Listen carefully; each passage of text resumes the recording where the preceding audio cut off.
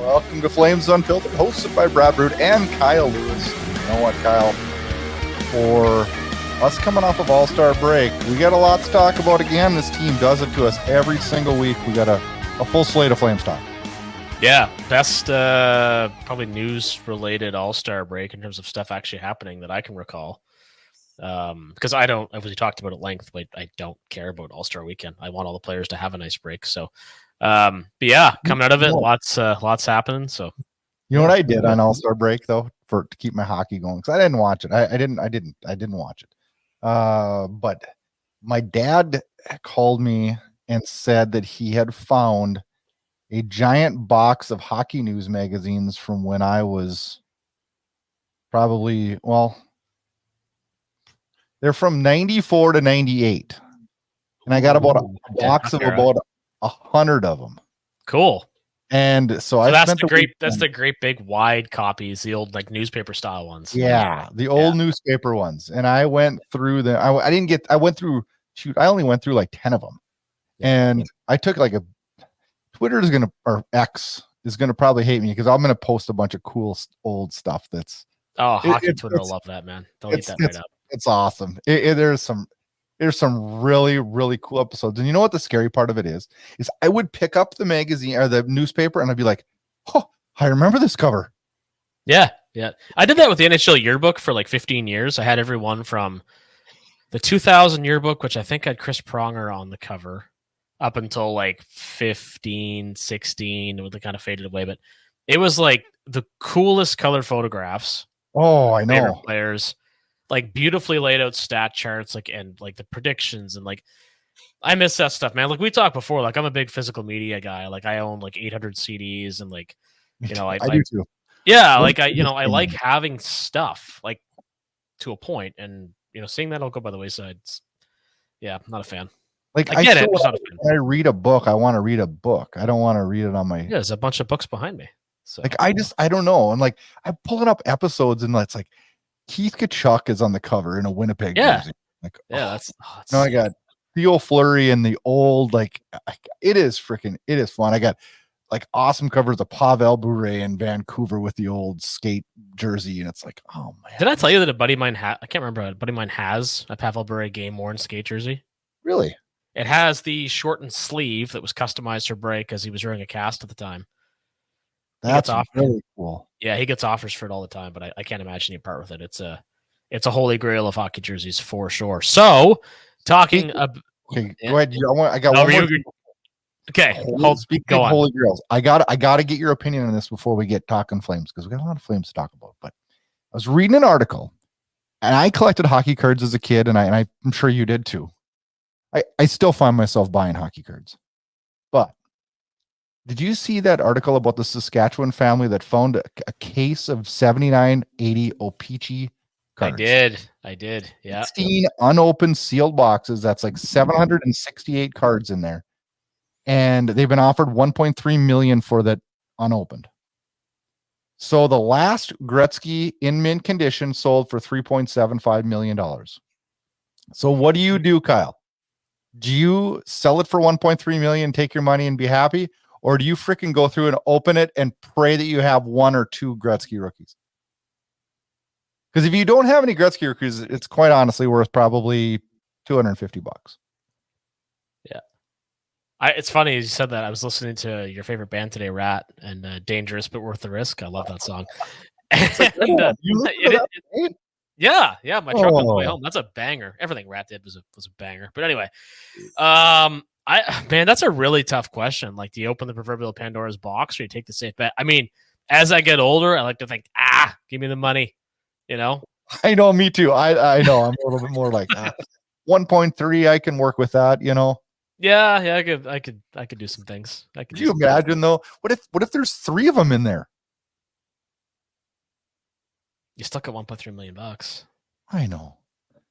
Right? You take your 1.3 and you're happy. That's the thing. Like, how greedy do you want to be, right? Like, it's like when we have, and it's worse in the States, but it's bad here too. Like, you have like up here, like the 649 lottery, and somebody my uncle won $25.4 million. And let me be 4. Yeah. million. Now, let me be clear. I have no relationship with the man. I haven't seen him since I was 6 years old. I got nothing. I paid my own student loans off. But nobody needs that kind of dough. Do 25 $1 million prizes, right? I'm with you. I think change 25 people's lives instead of, like it gets the numbers in the States get like, $1.2 billion. And it's like, like your Powerball and stuff. Like it's crazy. What are you going to do with that? Like you're going to get into trouble is what you're going to do. You're probably going to terrible investments, a ton of cocaine. Like, oh man, you could buy the freaking Coyotes. Right? I'm pretty sure you and I could buy the Coyotes if we really started sharing some finances here. Holy. Oh, that's probably that's a bad one to go down right now, huh? That was funny though. I know you just got home from work and you're really spry today. That was funny. What were you going to say before I so rudely cut you off, or did you forget now? Oh, no, it wasn't rude at all. I got all excited about Russian hockey players because of Kuzmenko, who, by the way, I heard Rhett Warner called him Kuzmenkov, just like I did a week ago. He did multiple times on the show. And I don't think anybody corrected him. They did. They made fun of him. I didn't see that part. You almost gotta go back and listen to it because they pretended like they muted him so he couldn't hear, and they're like, "So should we tell Red it's?" It was actually really funny. It was awesome. funny. So and we got a lot to talk about, obviously, but I'm going to start there just because the Burud thing was a cool segue. That first interview he did when he joined the Flames, when he was just laughing. I fell in love with him instantly. Like, this is the kind of character like you want. Like, he was so fun, and then to watch him play, anyway, his skill level is just off the charts. And I honestly, like, without getting too far ahead of myself after one game, like, I think he's exactly the kind of player that Huberdeau needs to be successful. Did you see he's the fifth fastest Flame to score? You see that list? Did you see the list? Did you see who still has him? Nick Ritchie's got him still. What the come on. I was like, oh, that's awesome. And then I'm like, oh shit, Nick Ritchie's ahead of him. All right. Good move on. Yeah. Yeah. No, he was exciting last night. He was fun to watch. And there's a lot to talk about just from last night. I mean, I felt, I'm going to see what your take is on this. I felt like I was watching a completely new Flames team. Like, completely. Well, we kind of were in some ways. Listen to this, though. Pospisil back from injury. Sharon Govich moved to center. That's a different look. We got Kuzmenko from the trade, so he's get his first game. Peltier's back from injury. Rooney's back from injury. Dewar's back. He's been in the press box for 85% of the thing. Shillington's back from mental health. He's only played, 5 games? I think it was his third or fourth, actually. Yeah. Then we get our waiver pickup in his first game. So we got Silent C. Braden Pahal is how you pronounce it. Yeah, I was very impressed. Let's give him a quick shout out. He was a wrecking machine last night. He hit everything. And I liked him. You know what? I heard him described and as a state Chris Tanev type defenseman, Yep. And man, I was super impressed last night. I really liked it. He was all over the place, raising hell and doing a good job. And I didn't swear at him defensively. I thought he was really good there. And good. We had 9 new pieces last night, in essence. That's wild. And I mean, a lot of people around the league were talking last night about how fast the Flames looked. This is a good waiver pickup. This might be, slow it down here. I'm sitting here saying it might be better than Greer. But you know what? I like where we're at. Oh, you know what? There's every reason to believe it could be. He's 6'2". He's just 24 years old. I mean, he hit everything in sight last night. He's exactly what we need. Yeah, and you add him to that list of names that they've got in terms of, Jeremy Poirier is getting close probably to getting a recall with a big team. You've got Mark Pysyk, long-time professional defenseman. Is that what I heard he's struggling, though? I have not watched. Well, I think he is a bit, but I mean, in terms of your ability to move pieces you expect to move, like Tanev, Hanifin, as we heard last night, still kind of up in the air, but there's some depth there that they can really start to do some stuff. And it's hard not to get too excited about the stuff that's going on in terms of the waiver pickups, the trades, the re-signing today, which I'll let you speak to, if you will. You want to talk right now about it? I do, because it's fresh news and it's exciting as hell, I think. 15 minutes literally ago. Martin Pospisil re-signs with the Calgary Flames. 2 years, $1 million each year. I love it. He's quickly becoming one of my favorite guys to watch. I loved what happened last night. Absolutely loved what happened last night. I did too, and with the risk of sounding biased, like I don't think it was really a crush check. He absolutely punched Marchand in the face and absolutely deserves a penalty. There's no denying any of that. It's a 2-minute penalty. Yeah, it should have been. It should have been 2 for Marchand for jabbing. Should have been 2 for Pospisil for sticking him in the face. Yep. And if you want to give him a 4, you go ahead, you give him a 4. And I could live with that. Yeah. And the thing is, like we talked to just real quick about me and how much I love shutouts. And if it wasn't for the goddamn penalties, we would have had a shutout last night. Yeah. But what really pissed me off about that is, you remember a few weeks ago, one of the Golden Knights players, and I'll be damned if I can remember who it was, cross-checked Zari like 3 times in the head and got a 2-minute penalty. That was way the hell worse than what Pospisil did last night. Yeah. And you know what? When he was skating out the ice, I was like, hell yeah. You freaking went and got the little rat. Yeah. He actually, Marchand, his father owns a large construction company nearby Halifax, and he played junior here in Moncton, and he was a fan favorite here. And he actually bought me a sub at Subway one time years ago, and also went bow hunting with my ex brother-in-law. But as an opponent, there's nobody I love to hate more than him. So let me ask you a question. They were talking about this on Barn Burner today too. If that's the roles reversed and it's Marchand come flying in on Pospisil, he's probably looking at a suspension. No, he's not. I disagree. No, I disagree. I think it's a 2-minute penalty, because you're looking at rookie hits the 600 game guy, the future Hall of Famer. It's I think the roles are I don't know. I'm only saying this because I know that Marchand has a reputation, and a well-earned one at that. So he's well-earned, but it's actually he should be punished more for some of the things that he does. Yeah. Like I agree. I don't know. It's amazing, like when Uyghur sticked him, and obviously it was accidental, and it's Uyghur's fault for losing control of his stick. But man, you can't miss that nose. You just can't. Well, here's what question I got. That's a 4-minute on Uyghur. I'm totally good with that. Yeah, of course. Is that not a textbook embellishment? Oh yeah, but he does that all the time. All the time. So call it. Why in the hell is it in the rule book if we don't call it? Oh man, how long do you want to talk about this? Because we could be here for a while. It's textbook. So just to circle back on this Pospisil thing, I don't know what more Craig Conroy can do to this point to prove himself as a GM, because he still has a lot of work to do, obviously, but they got a wicked return to Lindholm trade, smart pickup in Greer, smart pickup in Bahal, brilliant re-signing of Pospisil. That's how you build a competitive team. Because this guy, I wouldn't be surprised next season to see him pot maybe 15 to 20, because the way he plays the game, if he stays healthy. He's a very, very effective player. And even if he doesn't, I like what he brings. And it's not a fourth line type of gritty guy. Yeah. It's a top 9 gritty guy. Yep.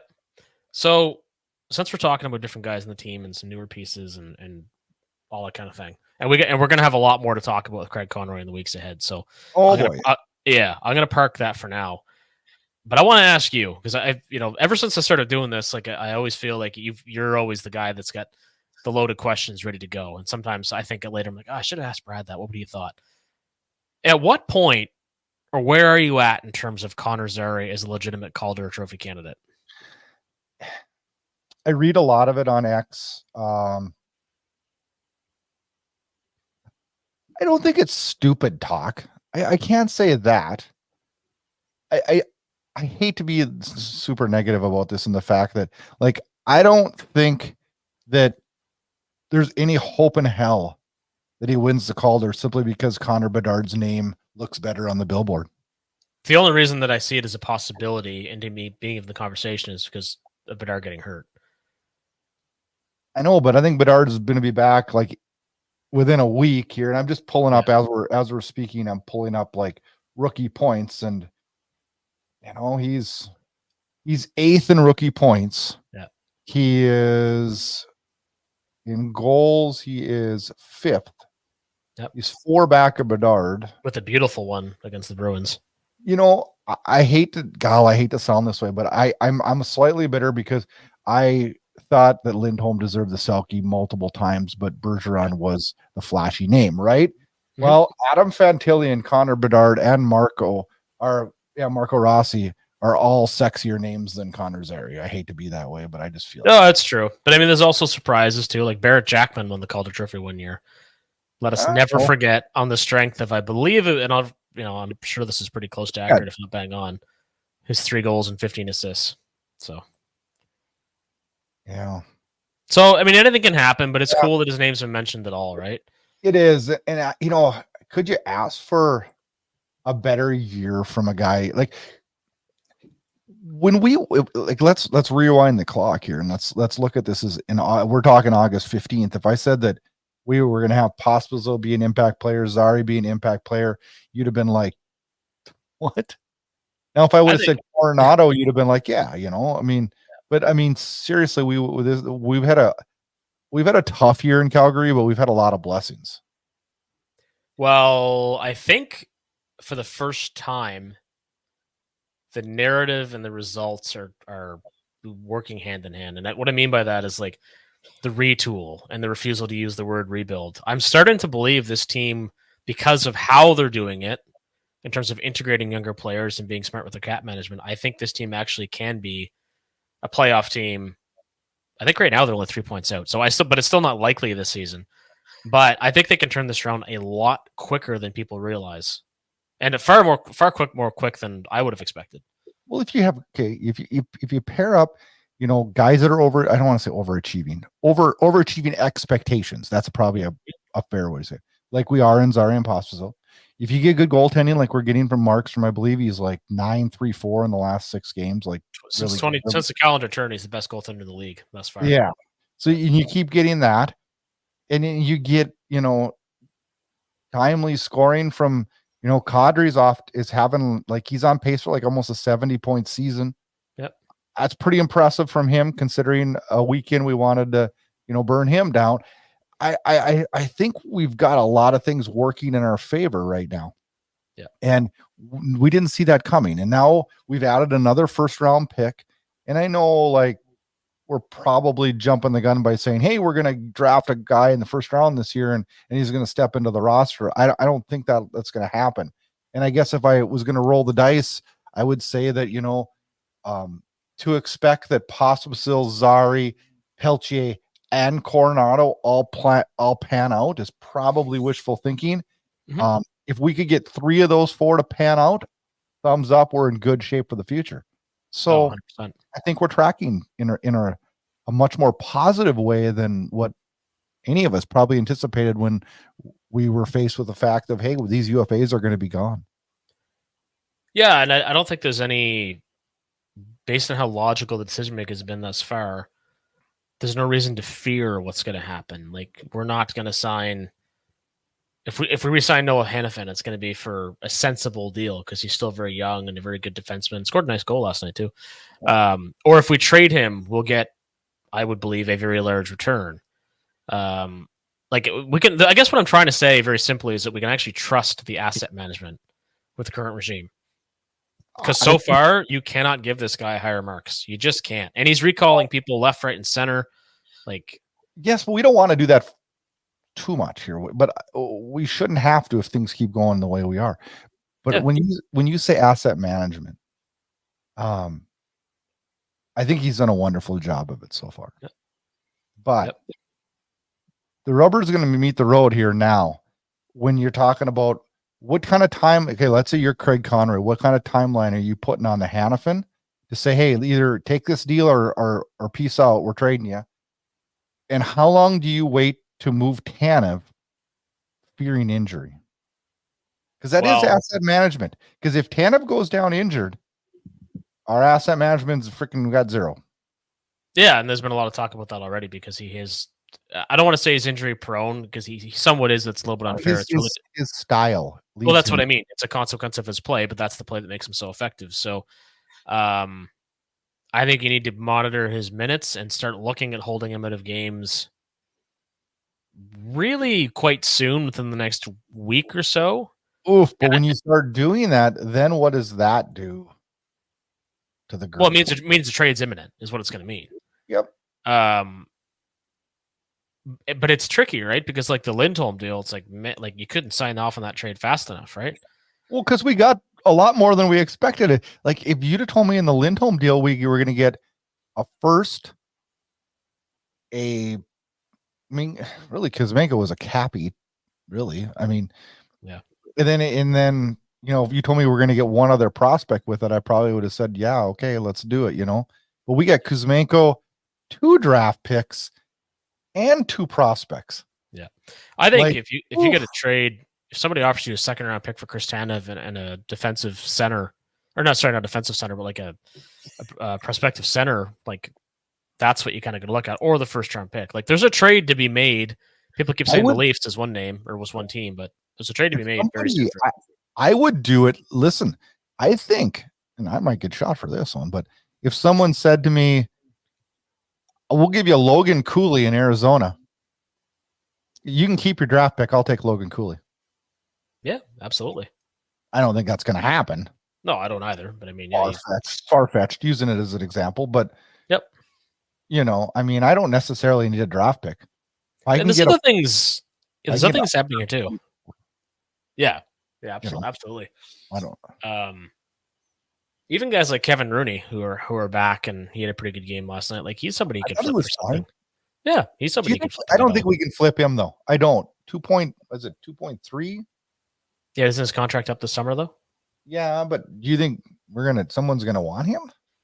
Very possibly. A contender wants Rooney? He's 1.3. Yeah, I mean somebody could take a flyer on him, right? Just there's lots of options. They're doing all the they're doing everything well to position this team to have a good trade deadline. And the thing is, like, there's a lot of talk about the draft being weak. We talked a little bit about that last week, but I mean, ultimately, development is as important as anything else.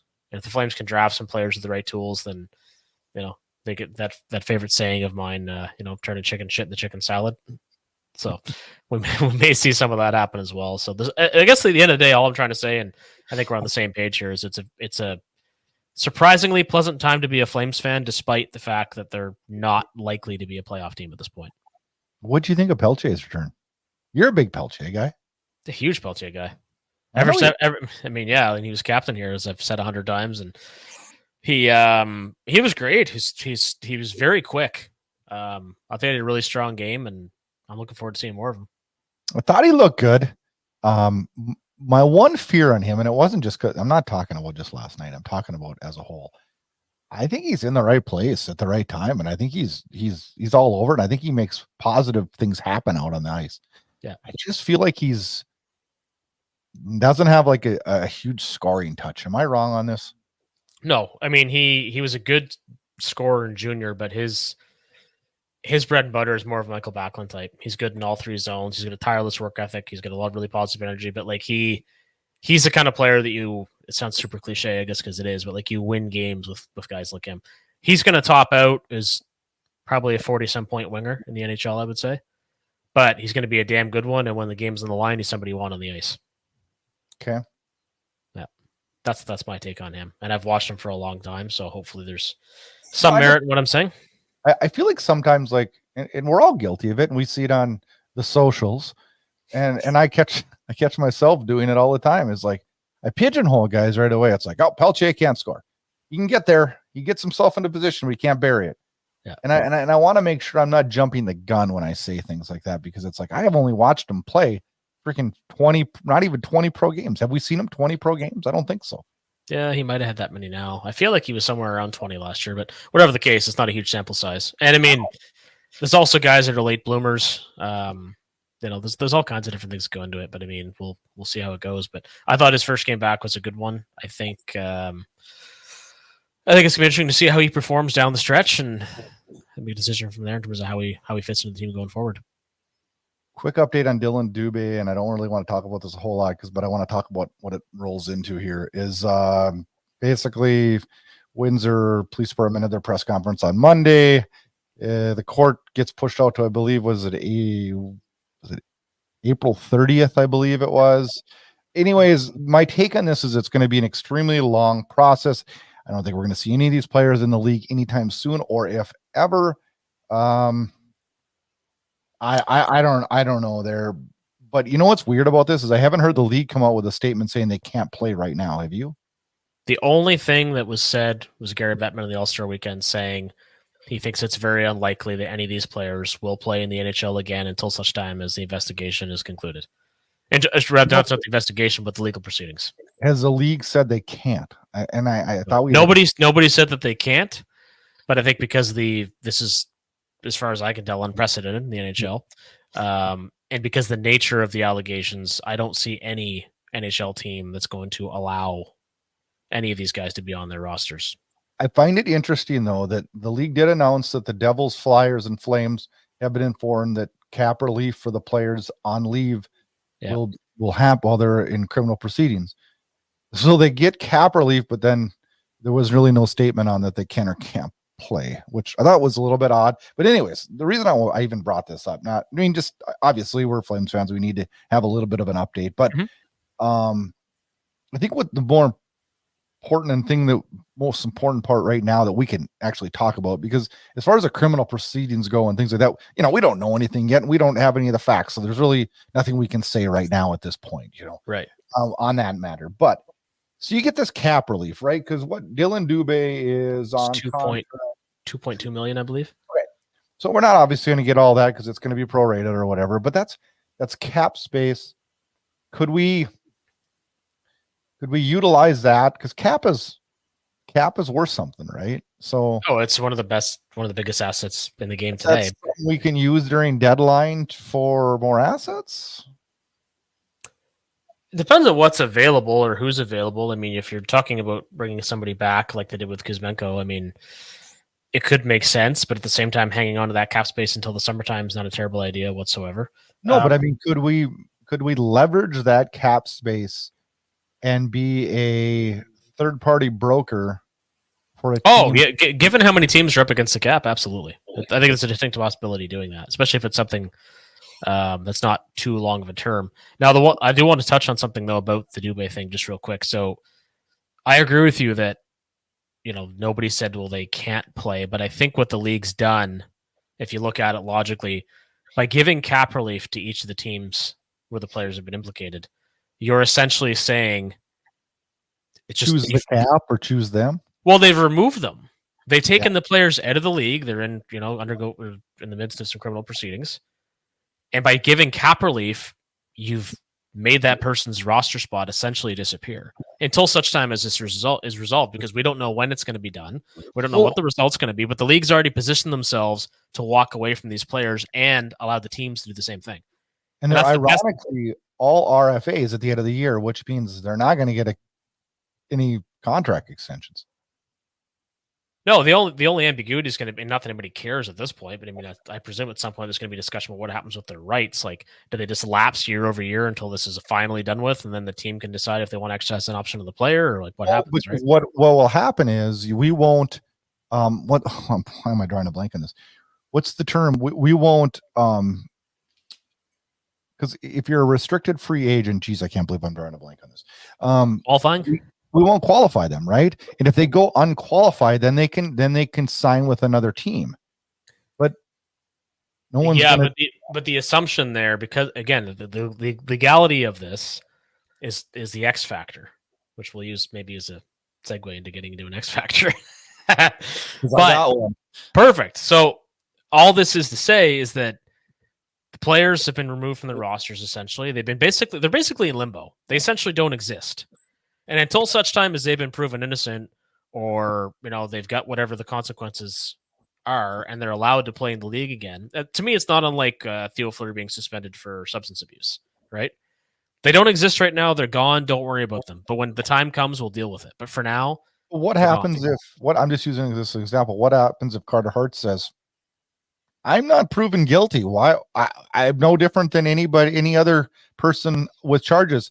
You're either going to let me play my contract or I'm suing you." Can you imagine any of these guys willing to do that, though? I'm not saying that they would. I'm just saying Do you know what I'm saying though? But if I'm a lawyer for any of these guys, I'm not touching that with a 10-foot pole. No, I'm telling you, stay home, keep your mouth shut. Yeah, no, I know. But there's going to be a lot of talk about this that's not going to revolve around the horrible situation. Because it's complicated. I mean, look at what's going on with the WWE right now with Vince McMahon and all that whole mess. Like, every day there's more and more stuff, and like, who knew and who didn't know, and that the same thing extends to Hockey Canada. So in WWE, John Laurinaitis has been implicated. Brock Lesnar has been implicated, even though he's unnamed, a former UFC competitor. Well, duh, of course it's Lesnar. Like, there's all of these people that the mud's going to splatter on them too, however much it does. Mm-hmm. So the best thing for everybody involved, or that that is somehow tied to this in any way, shape, or form, is to keep their head down. And the guys that we know were directly involved, they're going to get whatever it is that's coming to them, and then we'll move on from there. Yeah. But this is all part of a larger discussion in sport, which we've been seeing, especially for the last few years, like this toxic culture. This like it's just incredible the amount of shit that's going on, and this is just the beginning of it. But I hate to say this, so like sports is probably getting the bad rap on this. Is like, this isn't a sports problem. This is a society problem. Yeah, it's a society problem, and sports are dominated by men, which is reflective of the larger issue in society, right? You know what I'm saying though, like. Oh yeah, and it's a shame that it affects everything, because sports is supposed to be our escape from reality.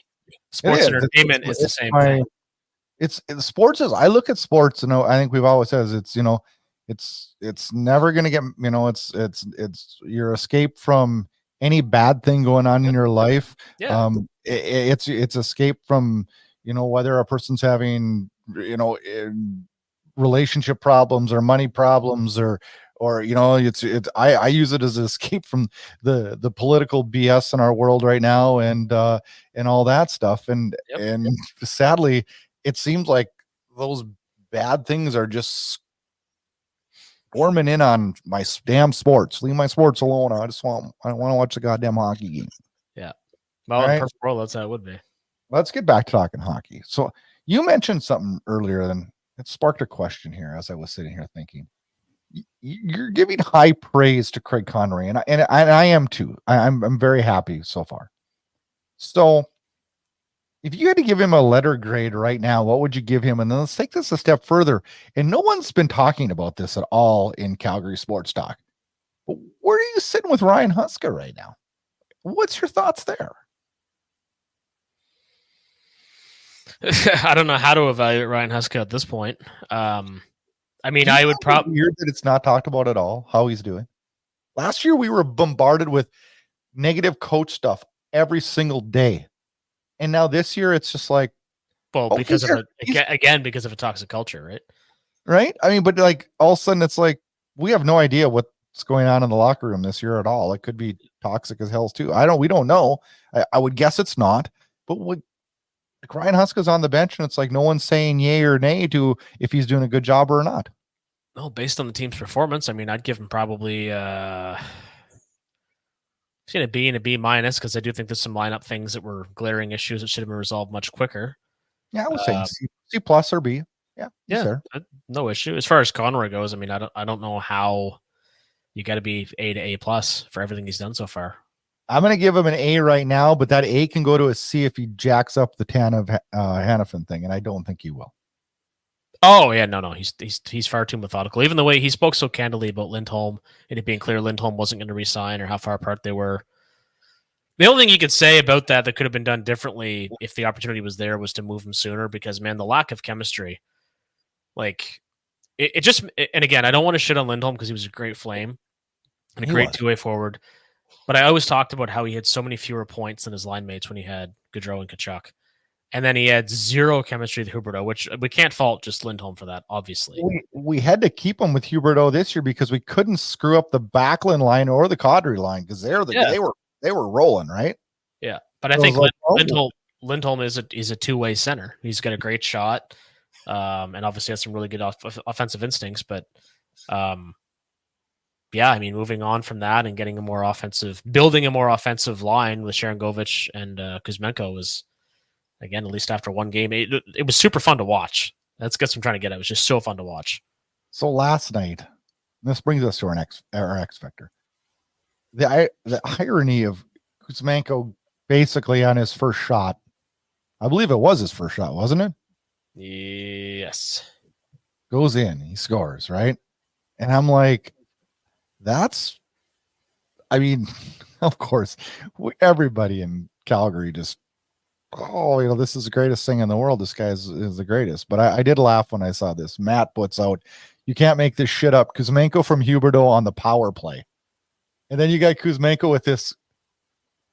I know you were laughing about his press conference, and I was too, but the smile he has on his face, he's just like, this guy's happy. He's happy to be in Calgary, man, isn't he? Yeah, that's a great tweet. Thanks for that, Matt. It just, what we need to do, or somebody needs to do with this, they need to Photoshop that puck into a bouquet of flowers and make a Valentine's meme.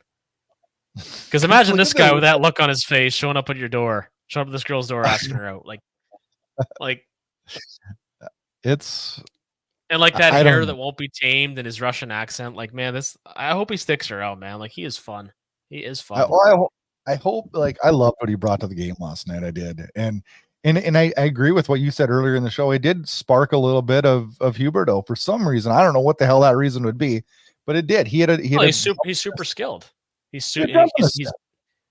Yeah, and like the play where he pulled the puck from his forehand to his backhand, like he was just like electric. And then even like Huberdeau, you could tell he had 3 points, and like the goal he scored to strip that puck off Charlie McAvoy, like that's no easy task. Like he had arguably his best game as a Flame, and I mean, anything's possible. I mean, I don't want to get into the playoff talk again at this point. We know what we need to do in terms of a deadline strategy, but this team, and Kadri said it really well too, in terms of a pack of hyenas taking out a lion. In terms of the Flames, I love that actually. I love that. Yeah, like Calgary's got a pretty damn good lineup, and the one thing we've said, and everybody has said and screamed and bitched all year, is that the team lacks high end skill. Well, Kuzmenko is high end skill, maybe a little one dimensional, sure. But they added that to the lineup. The power play was looking good. They beat the best team in the East. Again, one game. Don't want to blow everything up, but yeah, we'll see how much tomorrow. It was pretty cool. It was pretty cool. It was a fun game to watch last night. It really was. Yeah, absolutely. The last 6 or 7 games has been kind of like, where's this team going? And now with the injection of all these new players and some finality on the Lindholm thing, and it just was like, okay. And he had 2 goals in Vancouver. He had a great debut with the Canucks, and good for him. He did. Isn't that so ironic too that would happen also? Yeah. True. So I saw an article this week too that road and utility prep work for the Calgary Arena construction begins next month. Yeah.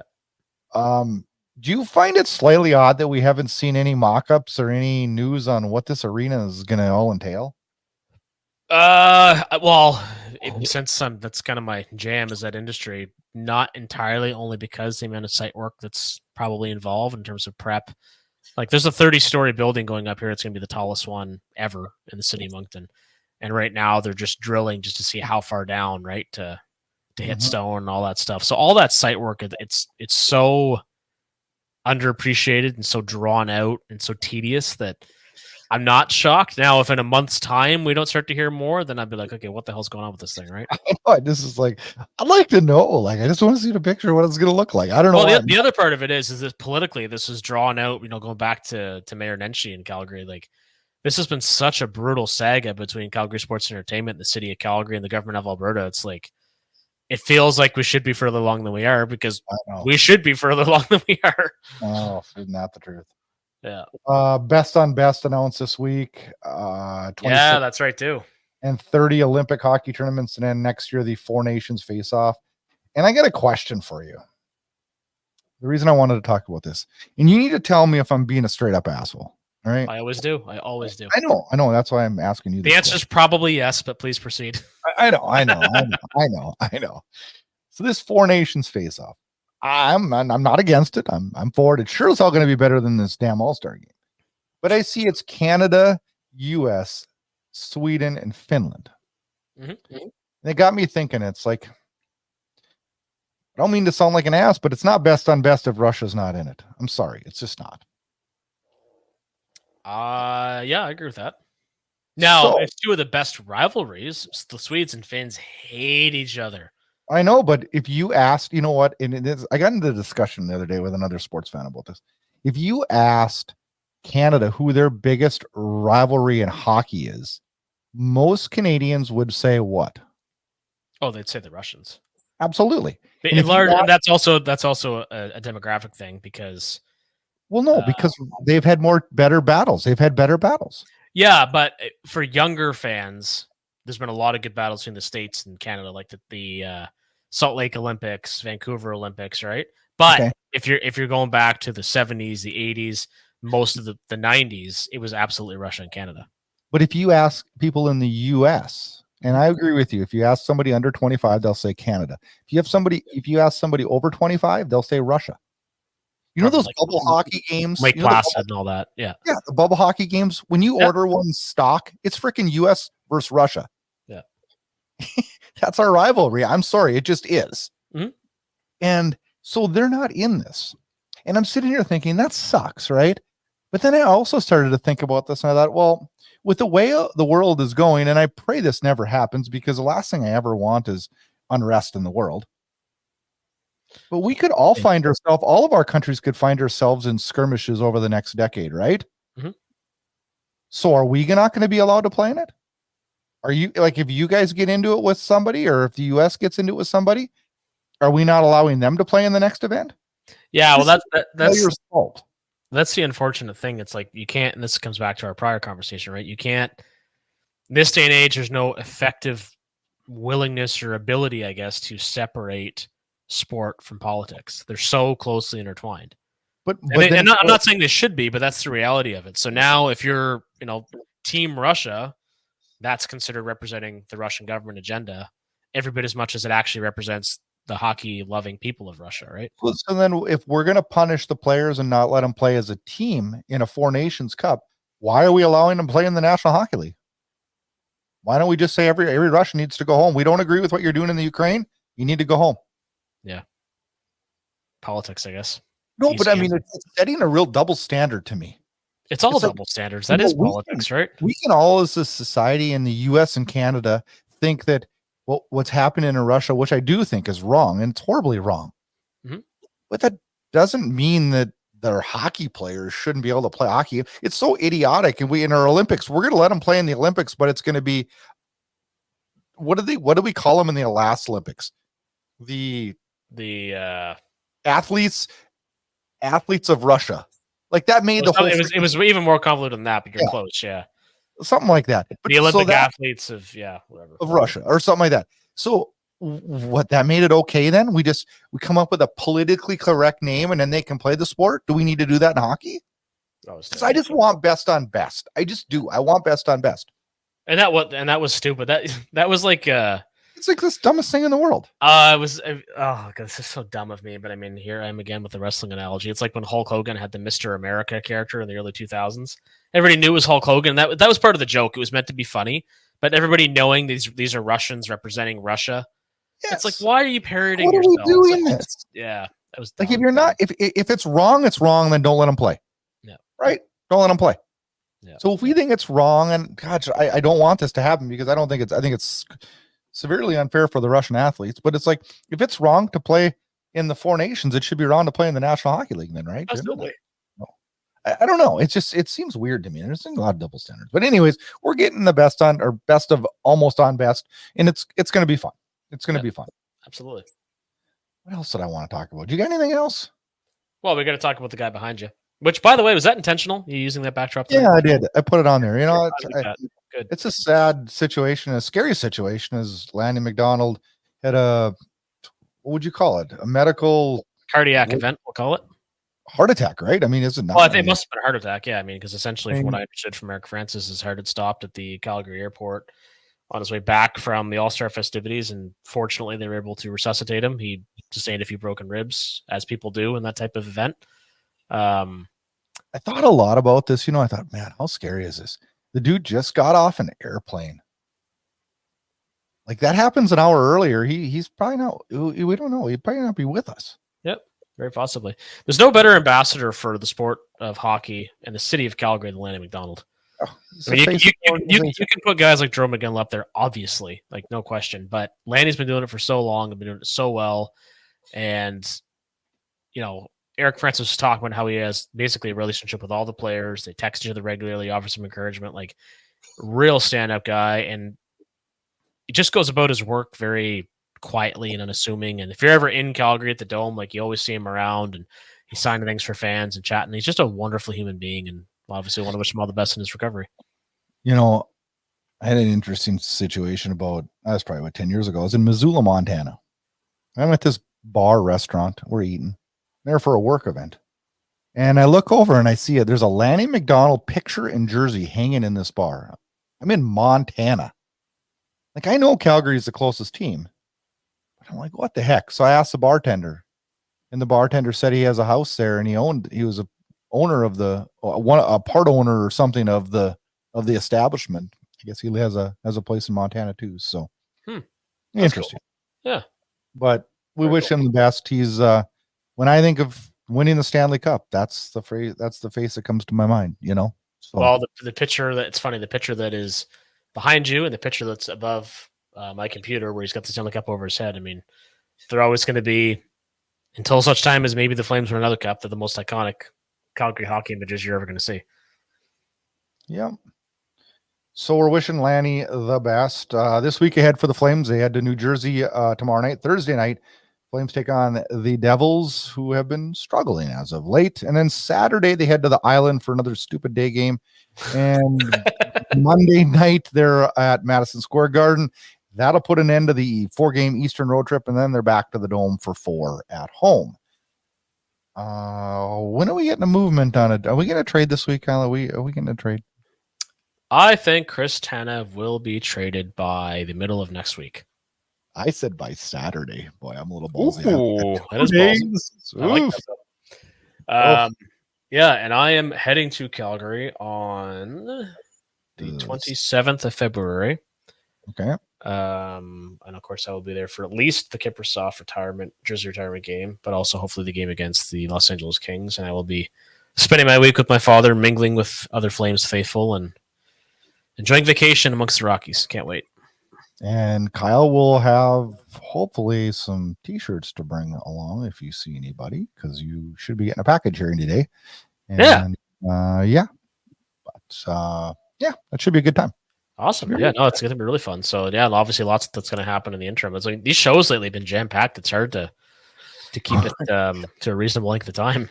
It's funny when we plan these shows, we kind of shoot for 45 minutes and we pre-talk a little bit about them. Not a lot. We fly from the seat of our pants a lot, but we were talking about, like, during the CBA break and the All-Star break, it's like, man, it's going to be a struggle here to come up with information, and holy cats, were we wrong? Yeah, we don't know what we're talking about. There was probably 2 hours worth of info. We had to slam into 45 minutes the past 2 weeks. So we've done that and we've succeeded. Hopefully that all of the listeners have enjoyed. I was going to say, if you guys have enjoyed it, then we've succeeded. That's right. That's right. And now we're finally back. Flames hockey after the really, really, really long CBA All-Star break.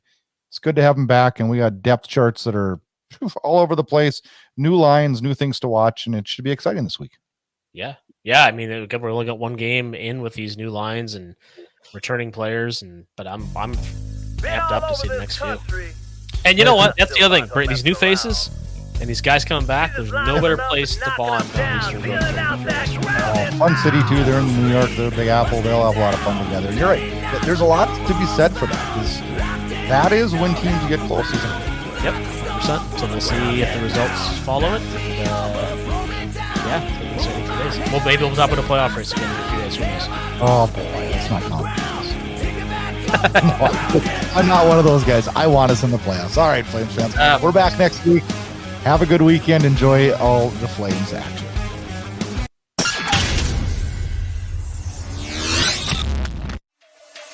Thanks for listening to Flames Unfiltered with Brad Burud and Kyle Lewis, your source for unfiltered Calgary Flames hockey talk. Keep it locked on flamesunfiltered.ca. Subscribe where you get all your podcasts to never miss an episode. Flames hockey talk every week, presented by Inside Edge Hockey Media Group.